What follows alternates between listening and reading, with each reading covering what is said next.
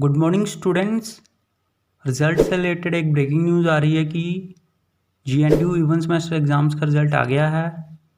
तो जिन जिन क्लासेस का रिज़ल्ट आया है वो हैं MBA marketing management 4th semester, MSc human genetics FYIC USHS 10th semester, MSc molecular biology and biochemistry 2nd semester, master of arts in religious studies 4th semester. तो सभी students GNDU की official website पर जाकर अपना अपना result check करें gnu.ac.in पर।